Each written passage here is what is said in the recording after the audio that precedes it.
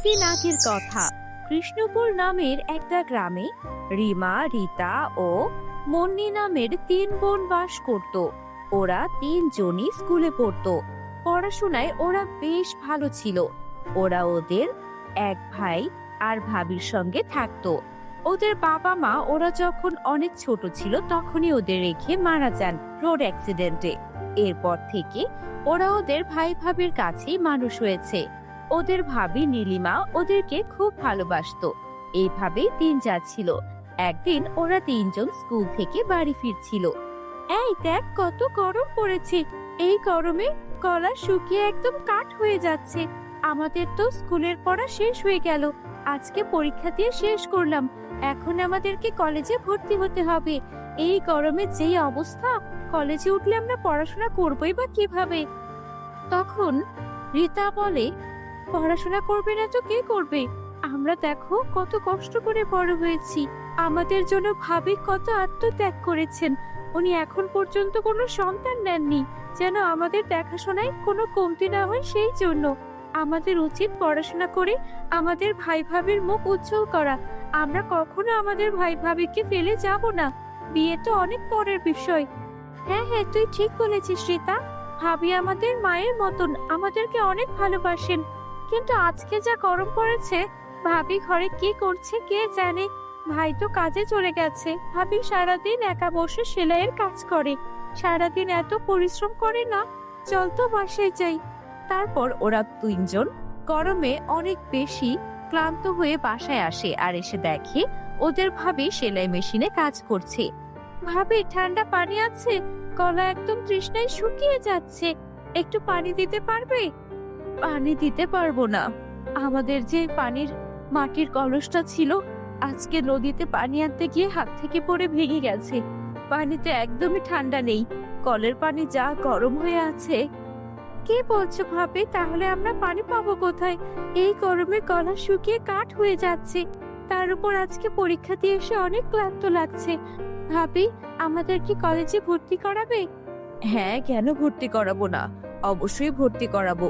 তোমাদের ভাইয়াকে তো বলেই রেখেছি, আমাদের এই গ্রাম থেকে তোমরা পড়াশোনা করলে ভালো কিছু করতে পারবে না, তাই তোমাদেরকে শহরে পাঠাবো। শহরে তোমরা পড়াশোনা করে আরো ভালো কিছু করবে। আচ্ছা ঠিক আছে ভাবি, তুমি অনেক ভালো। ঠিক আছে ভাবি, তুমি চিন্তা করো না। আমাদের পাশের বাড়িতে আমাদের বান্ধবী কাকলি আছে। কাকলিদের বাসা থেকে একটু ঠান্ডা পানি খেয়ে আসি। ওদের বাসায় নাকি ফ্রিজও আছে। ঠিক আছে, তোমরা যাও, আমি আমার কাজটা শেষ করি। বন্ধুরা, তোমরা যারা যারা গল্পটি দেখছো, তোমাদের নাম কমেন্টে লিখে জানাও। আমরা নেক্সট গল্প তোমাদের নাম দিয়ে বানাবো। তারপর ওরা তিনজন, রিমা, রীতা আর মুন্নি, তিনজন মিলে ওদের বান্ধবী কাকুলির বাসায় গেল। কাকুলি, বাসায় আছিস? একটু দরকার ছিল। কে দরকার ছিল? এই গরমের মধ্যে কেন ডাকছিস? আরে, তোদের বাসায় না নতুন ফ্রিজ এনেছিস? আমরা তিনজন তো পরীক্ষা দিয়ে আসার পর একদম হাঁপিয়ে গেছি রে। আমাদের এক গ্লাস করে ঠান্ডা পানি খাওয়াবি? সব কত ঠান্ডা পানি চাইলেই বুঝে পাওয়া যায়? শোন, তোদের মতো গরিব ভিখিরিরা ফ্রিজের ঠান্ডা পানি খাওয়ার জন্য জন্ম হয়নি তোদের। যা, নদী থেকে এই পানি খেয়ে আয়। নদীর পানি ধুলাবালি মেশানো, ওসব খাবি তোরা। আমাদের এখানে ফ্রিজের পানি ঠান্ডা, পরিষ্কার পরিচ্ছন্ন আর একদম বিশুদ্ধ পানি রেখেছি। এই পানি তোদের খেতে দেব না। কি ব্যাপার কাকুলি, তুই তো আমাদের ফ্রেন্ড। তোর যখন কোনো কিছুর দরকার হয় ঠিকই তো আমাদের থেকে সাহায্য নিস। আজকে এমন করলি, দেখবি একদিন আমরা অনেক ধনী হব, তোদের থেকে অনেক ধনী। তখন তোদের মতো কিপটামি করব না, তখন সবাইকে সাহায্য করব।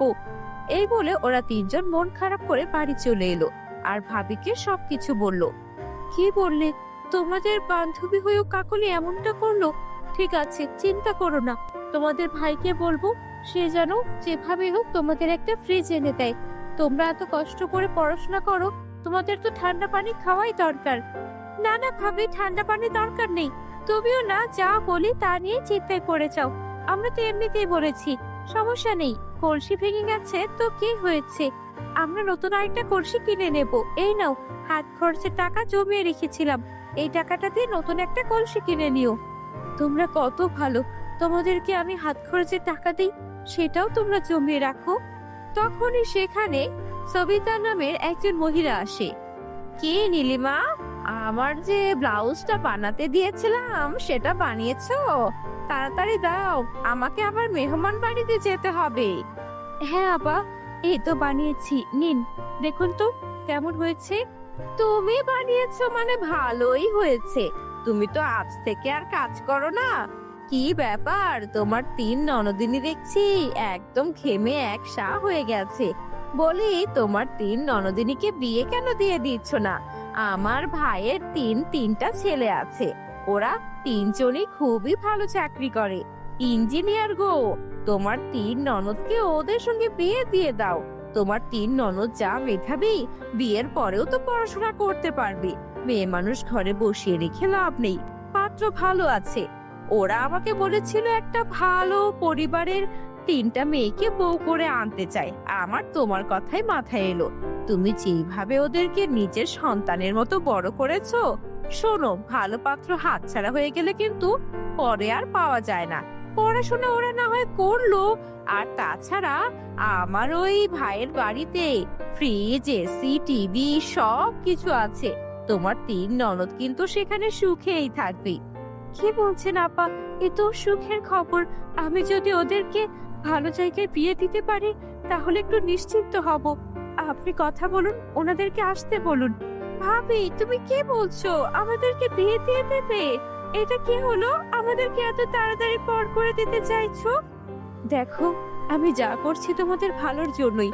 বিয়ে করার জন্য একটা বয়স থাকে, তোমরা পড়াশোনা করবে শ্বশুর বাড়িতে গিয়ে। আর তখনও তোমাদের যদি কোনো সাহায্য লাগে আমি তো আছি। তবে পাত্র যেহেতু এত ভালো, কথা বলে দেখি ওরা কেমন কি বলে। তারপর বিকেল বেলায় ওই তিন ছেলে ওর বাবা মায়ের সঙ্গে সেখানে এসে হাজির হলো। ওদের তিন বোনকে দেখা মাত্রই ওদের তিনজনের খুব পছন্দ হলো। তখন ছেলেদের মা বলে উঠলো, শুনুন, আমাদের কোনো দাবি দাওয়া নেই। আমরা মোটামুটি ভালো একটা পরিবারই আছি। আর ওই যৌতুকটাও আমাদের একদম পছন্দ না। আমারও তিনটা মেয়ে ছিল, ওদেরকেও বিয়ে দিয়েছি। তাই আমি বুঝি মেয়ে মানুষকে লালন পালন করে বিয়ে দেওয়া কত কষ্টের। তার উপর যৌতুক, এসব তো খুবই খারাপ কাজ। তবে এতটুকুই দাবি থাকতে মেয়ে তো আমাদের পছন্দ হয়েছে। আপনারা একটু দয়া করে আমাদের যে আত্মীয় স্বজনেরা আসবে ওদেরকে ভালো ভালো খাবার খাইয়ে আপ্যায়ন করবেন। আর মেয়েদেরকে অবশ্যই তিনটা লেহেঙ্গা কিংবা শাড়ি খুব সুন্দর দেখে পরিয়ে বিয়ে দিয়ে দেবেন, কেমন? ঠিক আছে ভাবি, তুমি যা ভালো মনে করো তাই হবে। আমাদের এসব নিয়ে কোনো আপত্তি নেই। তারপর নীলিমা তার স্বামীর সঙ্গে এই বিষয়ে কথা বলল। তুমি তো খুব ভালো করেছো। আমি আমার বোনেদের বিয়ে নিয়ে চিন্তা করছিলাম, ওরা যদি শ্বশুর বাড়ি থেকেও পড়াশোনা করে তাহলে মন্দ হয় না।